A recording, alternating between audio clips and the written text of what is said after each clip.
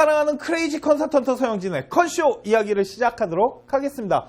자, 제가 오늘 준비한 방송은 바로 예비고 학생들에 대한 입시 이야기, 좀 팁을 드리고자 하는 부분이 있어서 단 하나의 비법 예비고 입시 이야기를 준비를 했습니다.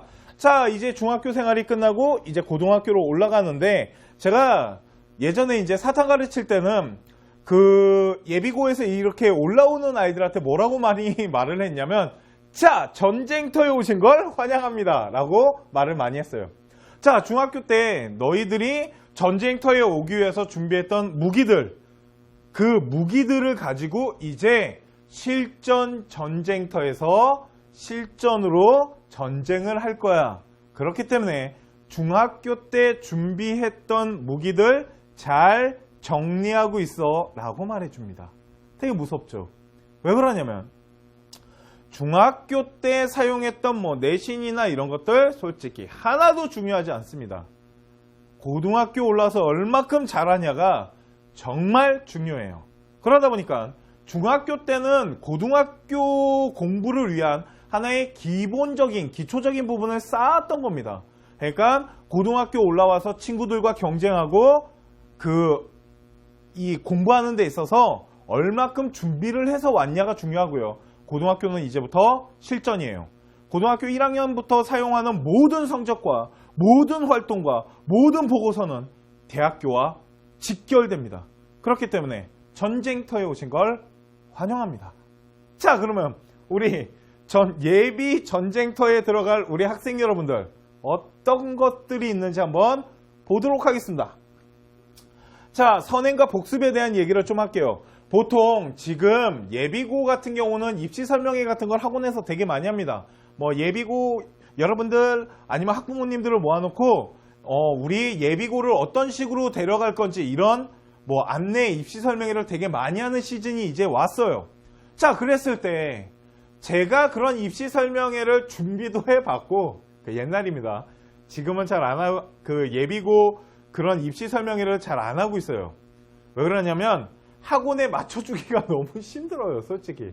그래서 저는 고3이나 고2, 고1 아이들을 상대로 강연회를 좀 하지, 예비고 강연회는 솔직히 이제는 좀 하지 않습니다. 그 이유에 대해서 이제부터 설명해 드릴게요. 보통 학원들은 선행에 대한 얘기를 되게 많이 합니다. 고등학교 선행을, 특히 수학이요.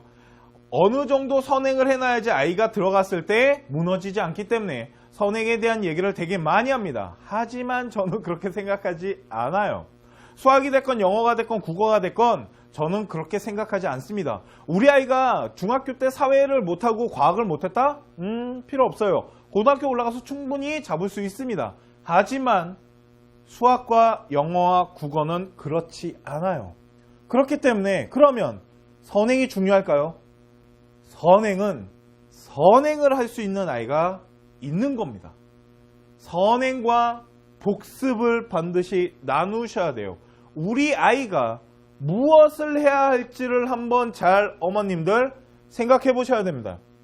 무조건 학원에서 선행한다고 우리 아이를 선행시키실 필요도 없으시고요. 또한 복습에 대한 부분이 우리 아이가 얼마큼 잘 돼 있는지 점검하는 시점이 바로 중3에서 고1로 올라가는 그 겨울방학이에요. 더 빨리 말씀드리면 중학교 3학년 기말고사가 끝나는 시점에 우리 아이가 어느 정도 실력이 되고 있는지 반드시 체크를 하셔야 됩니다. 선행할 수 있는 아이가 있는 겁니다. 자세히 설명해 드릴게요. 자, 우리 아이가 공부를 되게 잘합니다. 뭐 특목고나 자사고 이 정도로 갈 수 있는 학생이었고, 만일 특목고나 자사고를 가지 못하더라도 우리 아이가 공부를 좀 잘하던 상위권 아이라고 예를 들겠습니다. 뭐 정규 라인이었어요. 그런데 우리 아이 같은 경우는 정규 라인이었기 때문에 중학교 3학년 같은 경우 고등학교 수학을 미리 뽑고 있는 아이들이 되게 많습니다. 맞아요. 그 학생들은 중학교 공부가 다 끝났어요. 중학교에 대한 부분이나 중학교 부분이 어느 정도 기본적인 부분이 다 탄탄하게 돼 있다라면 선행하십시오. 그때는 선행이란 걸 하셔도 됩니다. 그런데 요즘 선행 못하게 하는 거 아십니까? 선행이라는 단어를 써서는 안 된답니다. 그래도 다 하죠. 그래서 상위권 학생들은 선행이 중요합니다. 미리 배워놓고 들어갔을 때 상위권 아이들끼리의 경쟁이 붙었을 때 그 아이들과 이기기 위해선 한 번 정도 점검하고 들어가는 게 좋다고 저도 생각을 해요. 하지만 중위권, 하위권 아이들은 그렇지 않습니다. 보통 어머님들이 가장 많이 실수하는 부분, 그리고 우리 학부모님들이 가장 많이 실수하고 우리 학생 여러분들마저 많이 실수하는 부분이 바로 이 부분이라고 저는 생각해요. 자, 중위권이었습니다. 우리 아이의 점수가, 수학 점수가 만일 중위권이었다고 치겠습니다. 뭐 80점에서 70점 정도가 나왔어요. 80점 뭐 초반에서 70점 후반 이렇게 나왔다면 우리 아이는 중학교 수학에 있어서 어느 한 부분의 파트가 아니면 어떤 전체적인 기본기가 약하다라는 거겠죠. 어딘가 빵꾸가 나 있는 거예요. 그 빵꾸난 부분을 반드시 복습으로 찾아내셔야 됩니다. 선행도 중요합니다. 선행 한다라면 하겠지만 저는 만일 제 자식이라면 저는 우리 아이는 선행시키지 않겠어요. 학원에다 말할 것 같습니다. 우리 아이 중학교 때 부족했던 부분을 일단 다 메꿔주십시오. 수학이 됐건 영어가 됐건 기본기가 탄탄한 아이가 고등학교 올라가서 살아남습니다. 절 믿으셔야 돼요. 이건 진리입니다. 우리 아이가 빵꾸가 나 있고 구멍이 나 있는데 거기에다가 탑을 쌓게 되면 어느 순간에 와르르르 무너져 버려요. 그렇기 때문에 선행보다는 우리 아이가 못했던 부분, 약한 부분을 중학교 시절에 했던 그 전체에서 찾아내셔야 됩니다. 아이 성적표를 보고, 아이 문제집을 보고, 아이가 문제를 풀게끔 테스트를 해본 다음에 우리 아이 부족한 부분을 찾으셔야 되고요. 만일 아이가 학원을 다녔다면 솔직히 학원 강사분들은 그 학생이 어떤 부분이 약한지 솔직히 알고 있을 수도 있어요. 그렇기 때문에 중위권 학생들 같은 경우는 선행보다는 복습 부분을 반드시 채우셔야 됩니다. 특히 수학. 왜 그런지 뒤에 가서 말씀드릴게요. 하위권 아이들은 새로운 마음으로 처음부터 다시 할 마음이 있어야 돼요. 쉽게 말해서 수학 점수가 30점, 40점, 50점 이렇게 나온다는 건 기본적인 부분이 많이 약한 겁니다. 그렇기 때문에 고등학교 선행은 꿈도 꿔서는 안 되고요. 중학교의 모든 부분을 처음부터 다시 한다는 마음으로 정말 꽉 잡고 가셔야 됩니다. 타이트하게 기본기부터 다시 쌓으셔야 돼요. 이게 고등학교 올라가도 중학교 게 안 됐다라면 중학교 거 시키고 계셔야 돼요. 고등학교 공부가 중요한 게 아닙니다. 왜 그러냐면 다시 말씀드리지만 하위권 아이들 기본기가 없기 때문에 수학으로 예를 들을게요. 영어도 마찬가지지만 기본기가 없는 상태에서 선행으로 미친 듯이 뽑고 나가고 학교에서 진도 나가면 그 아이가 바로 수포자가 되는 겁니다. 수학을 포기하게 돼요. 왜? 못 알아듣겠거든. 수포자를 만드는 이유는 바로 저는 선행 때문이라고 봐요. 아이한테 맞지 않는 옷을 입히고 있는데 그 옷이 우리 아이를 나중에 옷을 안 입게 만드는 포기자로 만들게 되더라는 거죠. 그렇기 때문에 하위권 아이들은 새로운 마음으로 내가 처음부터 수학을 다시 시작한다는 마음으로 다시 하셔야 됩니다. 이런 부분에 있어서 이 하위권 아이들은 무시하는 거 아닙니다. 대학을 가자고 말해주는 거예요. 그렇기 때문에 하위권이나 중위권 학생들은 우리 아이가 어떻게 부족하고 무엇이 얼마큼 부족한지를 반드시 찾아서 처음부터 다시 하는 마음으로 다 메꾸셔야 돼요. 그 다음에 고등학교 올라가지 않으면 이과 같은 경우는 고등학교 1학년 2학기가 됐을 때 수학의 어려움으로 벽에 부딪히게 되고요. 하위권 아이들은 1학년 1학기 처음부터 벽에 부딪힙니다. 그렇기 때문에 하위권 아이들이 수포자가 대거 많이 쏟아져 나와요. 특히 문과. 문과는 수포자가 어머님들, 학부모님들, 우리 학생 여러분들 생각보다 되게 많습니다. 그래서 정시시험 모의고사를 봤을 때 자연계 아이랑 인문계 아이랑 수학 점수차가 좀 달라요. 문과는 가운데가 비어있다고 보시면 됩니다. 수포자들이 워낙 많기 때문에. 수학 선생님들이랑 이런 얘기를 합니다. 수학 5등급 아이 3등급 만드는 게 가능할까요? 다 가능하다 그럽니다. 어떤 수학 선생님이건 다 가능하다 그래요. 왜? 5등급이 3등급 되는 건 그렇게 어려운 일이 아니랍니다. 하지만 3등급이 2등급 되는 건 생각보다 쉽지 않아요. 왜 그러냐면 1, 2등급 아이들은 수포자가 아니었거든요. 그 가운데가 비어있는 겁니다. 그렇기 때문에 한두 개의 점수로 올라가겠지만 1, 2등급은 절대 그렇지 않아요. 우리 아이를 수학을 포기시키지 않기 위해서는 복습이 훨씬 중요할 수 있다는 부분 반드시 꼭 체크하십시오. 영어도 마찬가지고요. 또 하나를 말씀드리면 국어 잘 체크하셔야 됩니다. 국어 같은 경우는 저는 그렇게 생각합니다. 국어 선생님은 다르게 생각할 수 있어요. 어떤 강사분들이건 저랑 생각이 다를 수 있겠지만 저는 국어 문학을 못하는 아이라면 그건 공부를 안 하는 거고요. 비문학을 못하는 경우는 그거 정말 다시 잡기 힘듭니다.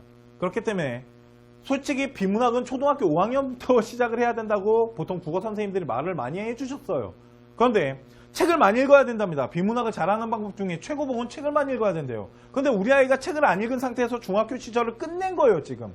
그렇기 때문에 만일 우리 아이가 국어를 푸는 데 있어서 문학보다 비문학이 약하다면 지문 독해하는 방법, 지문을 독해하고 비문학을 공부하는 것을 겨울방학 동안에 진짜 집중적으로 많이 시켜 놓으셔야 됩니다. 그래야지 문과 아이들은 논술이라도 봐요. 무슨 말인지 아시겠습니까? 그리고 자연계 학생 같은 경우도 국어의 비중이 되게 많이 올라갔습니다. 그렇기 때문에 국어에 대한 공부 부분 반드시 잘 체크를 하셔야겠죠. 자, 선행과 복습에 대한 얘기는 이 정도만 하도록 하겠습니다. 자, 그러면요. 장래희망에 대해서 좀 볼게요. 이게 뭐냐면 자, 이제 우리 학생들, 그러니까 학부모님들 그런 얘기 들어보셨을 겁니다. 학생부 종합. 일명 지금 대학교를 뽑는 데 있어서 수시에서 가장 많은 인원을 뽑고 있는 게 학생부 종합입니다. 학생부 종합이라는 말은 입학사정관과는 조금 다른 말이에요. 솔직히 제가 처음 입시를 시작했을 때는 입학사정관의 매력을 느끼고 솔직히 이 컨설턴트라는 직업을 선택했지만 지금은 입학사정관보다는 학생부 종합, 그러니까 학생기록부를 종합적으로 보겠다는 겁니다. 그 안에는 무엇이 들어가 있냐면요. 전공적합성이라는 게 들어가 있어요. 그러다 보니 전공적합성이라는 걸 맞추기 위해서는 고등학교 1학년이 될 때 어머님 우리 아이 데려다 놓고 반드시 어떤 대학교보다 더 중요한 게 뭐냐면 어떤 학과에 지원하고 싶은지를 찾아가셔야 됩니다. 우리 아이가 첫 번째 문과를 갈지 이과를 갈지부터 정해야겠죠. 솔직히 저는 그런 얘기 했었습니다.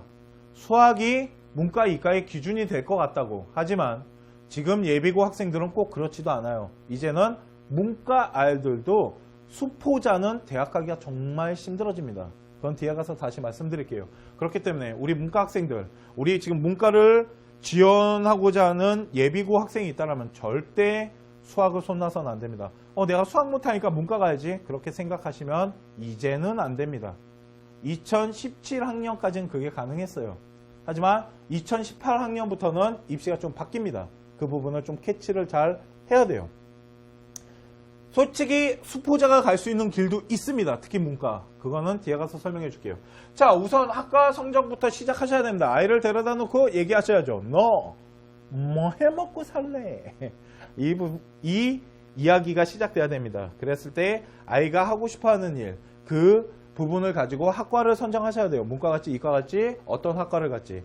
그 학과에다가 장래희망, 나중에 생활기록부라는 걸 이제 작성하시게 되는데 거기에 보시면 장래희망 라인이 있습니다. 또한 컨슈 방송에서는 장래희망에 대해서 방송을 찍어 놓은 게 있어요. 그걸 한번 참조해 보시면 어떤 식으로 써내려가야 될지 알 수 있으실 거고요. 두 번째, 학교 중거 집단을 형성하셔야 됩니다. 아이가 가고자 하는 목표 대학은 있어야겠죠. 어느 정도의 목표 대학을 정해놓고 그 학교가 아이를 어떤 식으로 선발하고 있는지를 미리 체크를 하셔서 아이를 거기에 좀 맞춰서 교육시키는 부분도 중요하고요. 대입 전형에 대한 분석이 바로 그 중거 집단의 형성과 같은 얘기라고 보시면 됩니다. 만약 우리 아이가 연대를 가는 아이와 고대를 가는 아이는 이제는 조금 전형이 다릅니다. 고대 같은 경우는 논술을 폐지한 상태이기 때문에 논술을 많이 한다라면은 우리 아이는 연대 쪽으로 더 맞는 거겠죠. 그냥 진짜 커다란 예를 하나 들어드린 겁니다. 되게 세세하게 들어갈 수 있는데 그것까지는 이번 시간에는 제가 말씀드리기는 어렵고요. 어떤 학교를 정해놓고 그 학교에 대해서 대입 전형을 한번 보세요. 또 바뀌지 않을까요? 바뀌더라도 한번 보십시오. 2018, 2019 발표 나면 아, 이런 식으로 아이들을 뽑고 있구나 라는 부분을 학부모님들이 좀 한번 캐치를 하셔야 되고요. 그리고 학생부 종합 준비를 만일 우리 아이를 시키신다라면 정말 손이 많이 갑니다. 우리 학생 여러분들 손이 많이 가고요. 학교 생활 겁나 빡세게 해야 돼요. 우리 어머님들도 되게 많이 도와주셔야 됩니다. 그래서 학생부 종합을 왜 대학교에서 많이 뽑겠어요? 그 K대학교의 학생부 종합에 대해서 제가 예전에 입학사정관이랑 얘기를 한 적이 있는데 그런 얘기를 하더라고요. 학생부 종합으로 뽑았더니 좋은 인재들이 참 많이 들어온다고.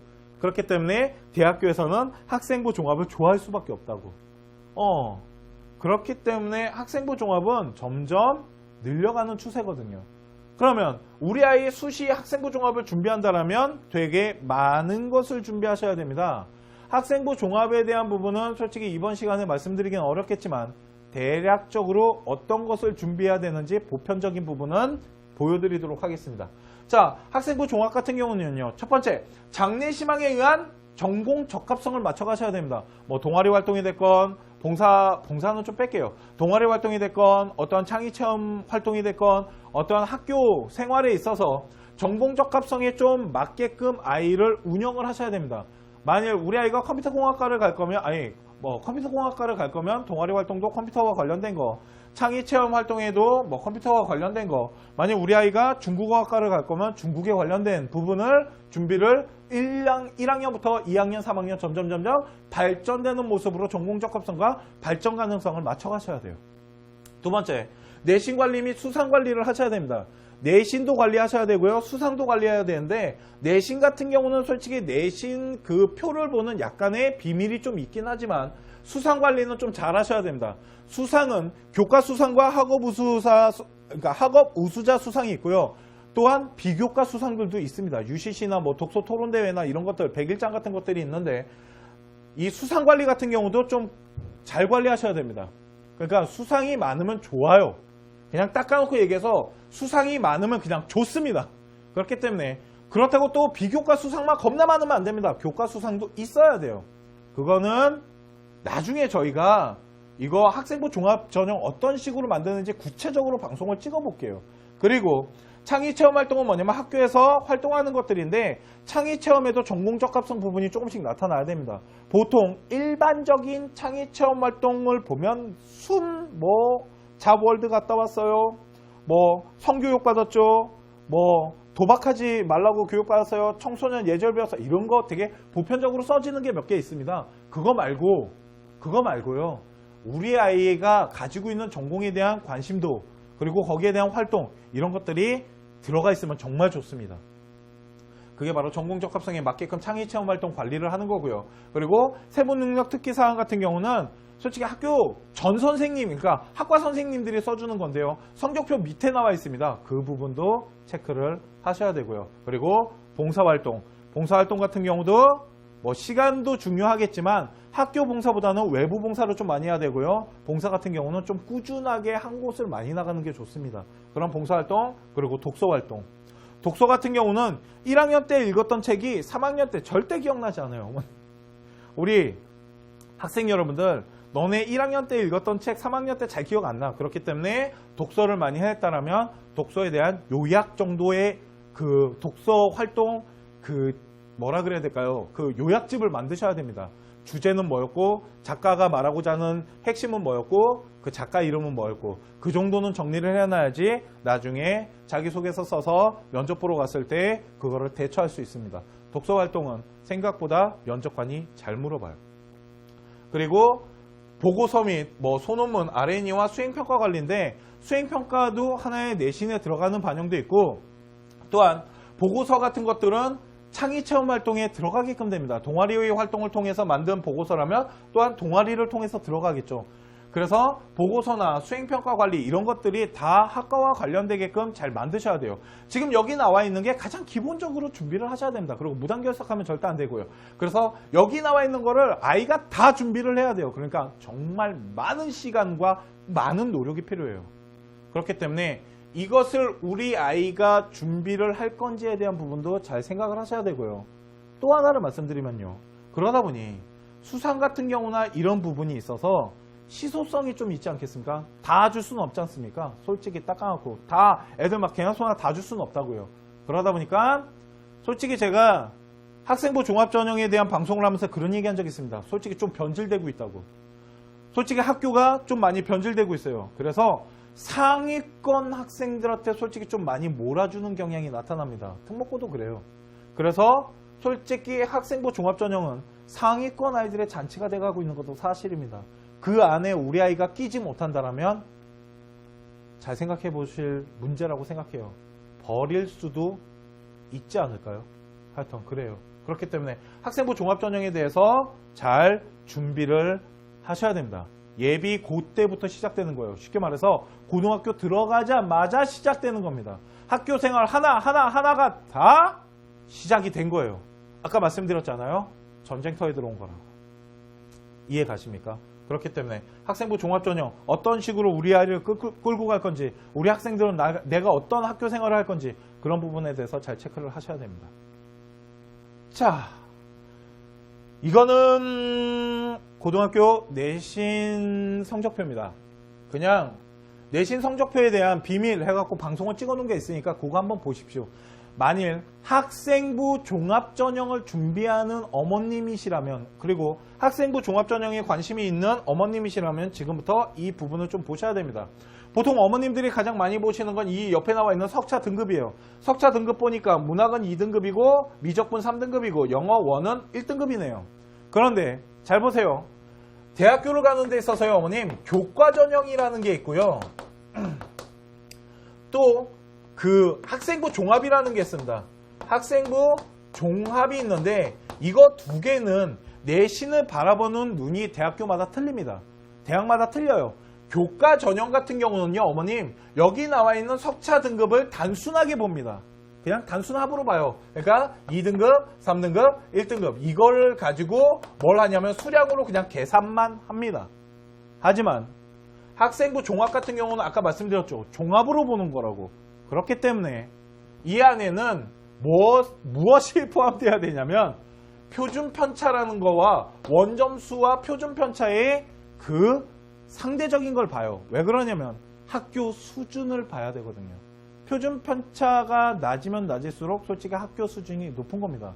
보통 특목고나 이런 자사고 같은 경우는 표준 편차가 15 이하, 일명 10 이하로 많이 나타나요. 8, 심지어 6, 커봐야 10, 그 정도로 나타납니다. 대신 일반 고등학교는 15, 22, 24까지도 나타나요. 그러다 보니까 학생부 종합 같은 경우는 학교의 수준도 봐야 됩니다. 학교에서. 단순 숫자만 보는 게 아니에요. 또한 교과전형 같은 경우는 우리 아이가 만약 문과라면 학교에서 계산할 때 국영, 수, 사 이거 4개 과목을 계산을 합니다. 이과 같은 경우는 국영, 수, 과학이죠. 과학이 들어가는데 요거 4개의 단순 계산이 이루어지지만 학생부 종합 같은 경우는 아까 말씀드렸잖아요. 종합적으로 본다고. 그렇기 때문에 여기 나와 있는 단순 숫자만이 중요한 게 아닙니다. 표준 편차도 계산해야 되고요. 그리고 만일 우리 아이가 중국어 학과를 간다라고 치면은 여기 제2 외국어인 중국어에 대한 부분의 내신 점수도 체크하셔서 관리를 하셔야 됩니다. 그러니까 지금 우리가 배우고 있는 우리 아이가 만약에 생명공학과를 간다고 하겠습니다. 그러면 과탐 같은 경우는 생명과학 1, 2를 좀 해야겠죠. 화학과를 간다면 화학 수업은 잘 들어야 되는 겁니다. 그게 전공 적합 라인으로 끌고 들어가거든요. 또한 문과 같은 경우는 경제 경영학과 같은 경상계를 가는 아이들은 문과인데도 불구하고 수학에 대한 내신 비중을 좀 많이 둡니다. 그래서 수학 점수 같은 거를 다 표준 편차랑 같이 계산을 해서 봐요. 그게 학생부 종합 내신 보는 방법입니다. 그렇기 때문에 학생부 종합에서 보는 내신 방법과 교과전형에서 보는 내신 방법은 틀립니다. 그리고 논술이라는 거에서 말하는 내신도 단순 숫자만 보는 거예요. 학생부 종합만이 전체적인 부분을 파악하는 겁니다. 그렇기 때문에 아까 이게 학생부 종합이 4등급, 5등급 이런 아이가 합격할 수 있는 이유예요. 그거는 내신의 비밀인가? 하여튼 그래서 방송 찍어 놓은 게 있습니다. 그거 한번 참고해서 보시면 아하 라고 아실 수 있으실 겁니다. 그래서 내신 성적표를 보시는 방법 중에 우리 아이가 교과인지 학생부인지에 따라서 보는 방법이 완전 다르다라는 거. 그러니까 내신 관리하는 방법도 좀 다르겠죠. 학생부 종합이 쉬운 게 아닙니다. 자, 그러면 우리 학생 여러분들, 자, 드디어 나타났네요. 영어 절대평가. 자, 영어 절대평가는 저희가 여기 써놨죠. 영어 절대평가에 대한 맛보기 방송입니다. 저희 영어 절대평가는 정말 심층적으로 한번 방송을 다시 한번 찍을 겁니다. 그래서 정말 대학교에 대한 뭐 사례도 보여드릴 거고요. 그리고 그 영어 절대평가에 대해서 우리 아이들이 어떻게 준비하면 정말 효율적일지 그거에 대해서 연구를 진짜 많이 하고 있거든요. 그래서 그 부분이 다 끝나면 그때 다시 보여드리겠지만 오늘은 그냥 맛배기로 잠깐 보여드릴게요. 자, 지금 뭐 수시와 정시에 대해서 좀 이해를 하셔야 됩니다. 수시는 아이들은 내신이나 학생부 종합이나 이런 걸로 뽑는 거고요. 정시 같은 경우는 그냥 단방 게임이죠. 정시, 일명 수능 잘 보면 대학 가는 겁니다. 자, 수시와 정시에 대한 이해가 필요한데요. 영어 절대평가가 시행됐다 그래서 영어에 대한 비중이 확 낮아졌다고 저는 보지는 않습니다. 대신 아이들이 효율적으로 어떻게 선택하냐가 되게 중요해졌어요. 그러니까 영어에 대한 비중이 낮아졌다기보단 선택할 수 있게끔 돼 있어요. 예전에는 영어는 무조건 해야 됐잖아요. 이제 무조건 해야 되는 과목은 수학이에요. 대신 영어 같은 경우는 어떻게 하냐에 따라서 우리 아이가 영어 공부 시간의 비중을 낮출 수도 있다라는 거예요. 자, 첫 번째는요. 수시에서는 영어가 절대 유리합니다. 왜 그러냐면 90점이 넘으면 1등급이고 80점은 2등급이고 70점은 3등급이에요.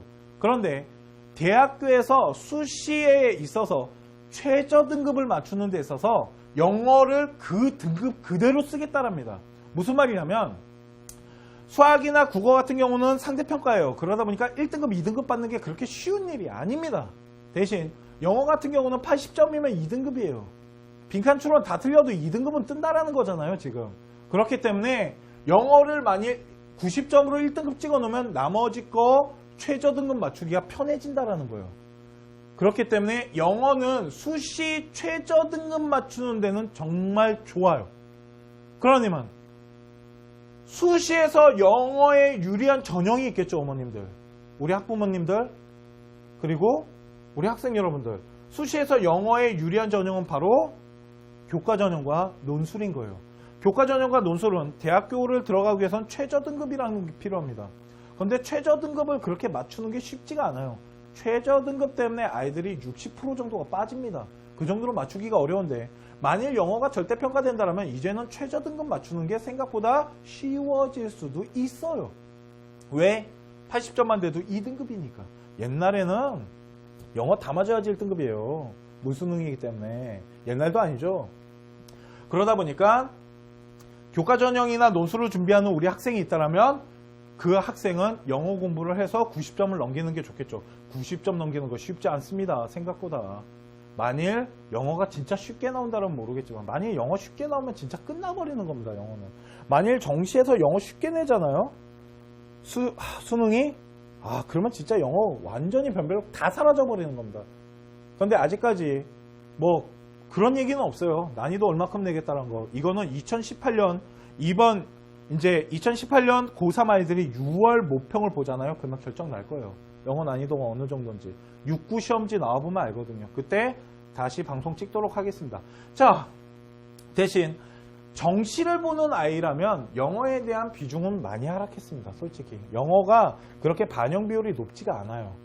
그거는 뒤에 가서 보여드리겠지만 그렇기 때문에 수시에 최저 등급 맞추기엔 참 좋아요. 대신 정시를 준비하는 학생이라면 영어보다는 수학에 대한 비중이 훨씬 높아졌다는 부분을 좀 아셔야 됩니다. 자, 그러면 하나의 사례를 들어줄게요. 보통 가장 실수할 수 있는 상황이 있습니다. 이건 이제 보통 그런 얘기를 합니다. 어머님들 정시는 1, 2점 차로 대학 레벨이 달라진다고 들어보셨습니까? 맞습니다. 정시 같은 경우는 막 0.1점 차로도 막 잘라냅니다. 그렇기 때문에 1.2점 되게 큰 거예요. 그런데 지금 대학교에서 발표하고 있는 영어 비중이 되게 낮아졌어요. 그래서 등급 간의 점수 차가 좀 뭐 1점, 2점 이렇게 벌어집니다. 그렇기 때문에 뭐 소중하지 않다라고 말했을 때 그거에 대해서 이제 얘기할 수 있는 게 뭐냐면 정시 1, 2점 차로 대학 레벨이 벌어져요. 그렇기 때문에 1, 2점 무시하지 마시고요. 영어 90점 넘기는 공부를 하셔야 됩니다라고 말을 많이 합니다. 그런데 찬성합니다. 맞습니다. 솔직히 이런 겁니다.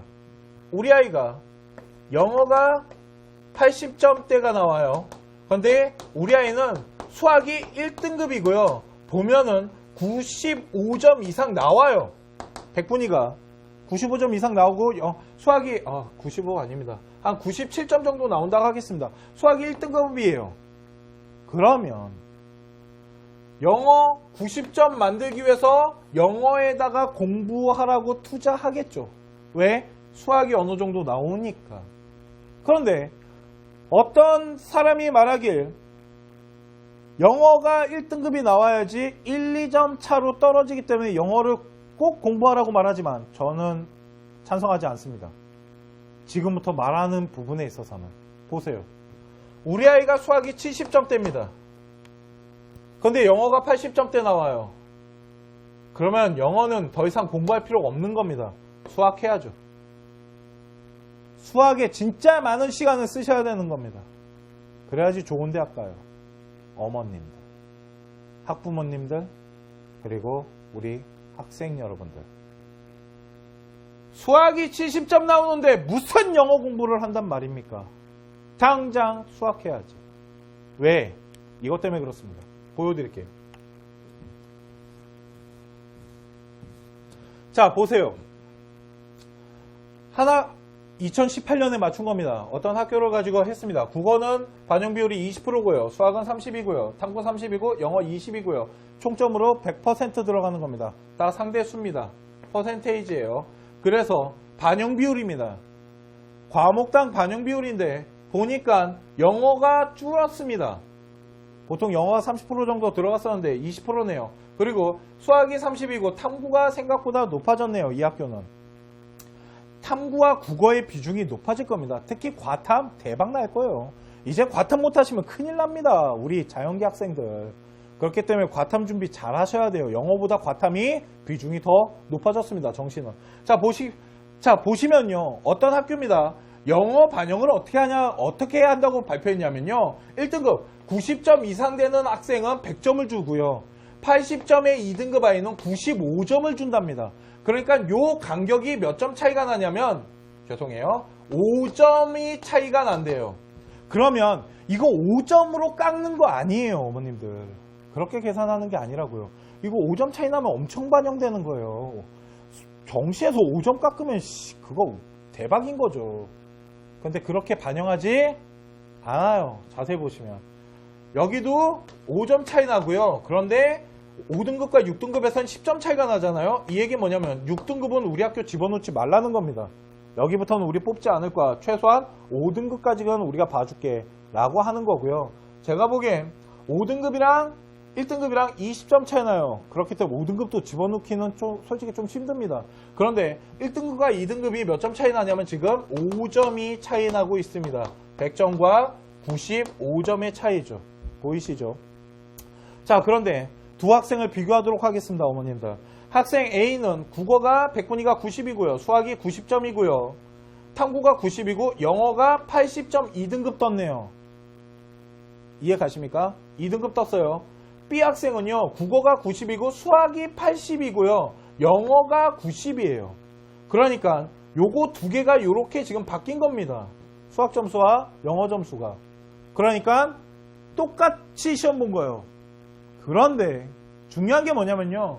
수학은 반영 비율이 30%가 들어가고요. 영어는 20%밖에 안 들어갑니다. 그러면 수학을 더 잘 본 아이가 점수가 당연히 높게 나오는 데다가 영어 등급 간에 0.5점, 그러니까 5점 차이 나잖아요. 그런데 반영 비율이 20%잖아요, 지금. 그러니까 한 등급당 1점 차이 난다는 겁니다. 그러면 그나마 이렇게 봤으니까 그런데 수학을 잘 본 아이는 91점이 떴고요.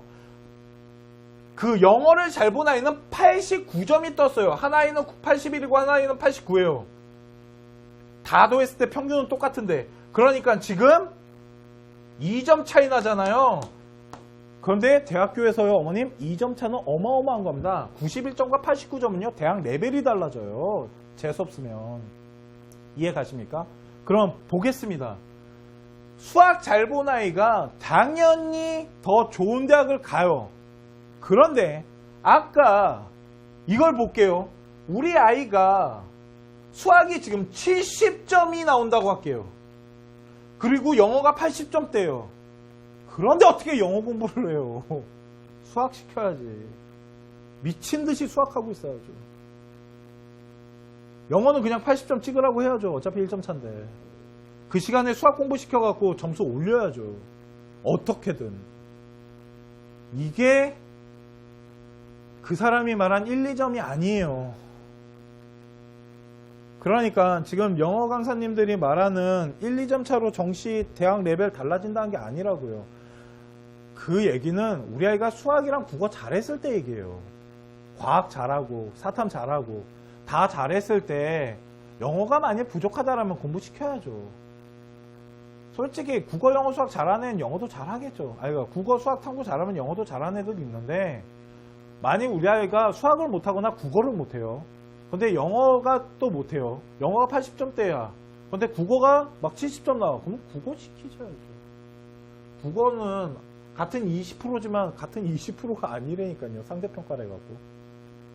무슨 말인지 아시겠습니까? 그러니까 우리 아이한테 이거 다시 말씀드리면 오해하지 마십시오.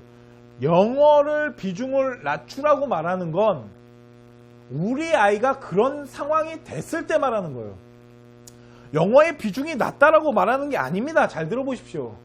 영어 필요합니다. 하지만 만일 이런 상황이라면 우리 아이가 수학이 70점, 60점 나온다면 어디에다가 더 힘을 기울여야 될지를 잘 생각하세요. 옛날에는 영수에다가 다 힘 기울이라고 했었어요. 무슨 말인지 아시겠습니까? 그렇지만 이제는 그렇지 않을 수도 있어요, 어머님. 만일 진짜 거짓말 안 하고 영어 70 나오고요. 수학 90 나오잖아요. 그러면 점수차 더 벌어져요. 무슨 말인지 아시겠습니까?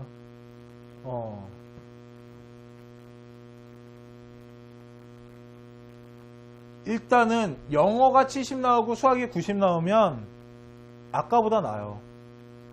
수학 90에 영어 80보다 훨씬 나아요. 이 밑에 있는 아이보다 낫다고요.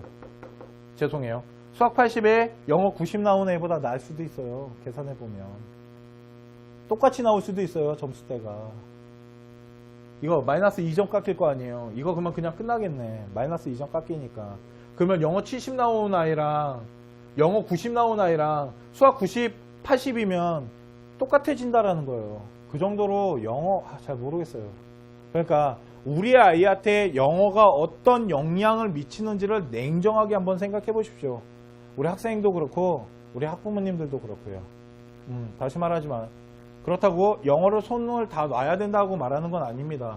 수시 준비하는 아이들은 영어가 진짜 유리하게 반영될 수 있다는 점 첫 번째. 두 번째, 우리 아이가 전체적으로 공부를 다 잘한다라면 영어에 대한 비중은 당연히 가져가셔야죠. 90점은 무조건 넘기셔야죠. 더 웃긴 건 이제는 영어는 만점 받는 시대는 끝났다라는 것도 하나의 큰 팁이겠죠. 만점 받는 공부랑 90점 넘기는 공부는 또 틀립니다.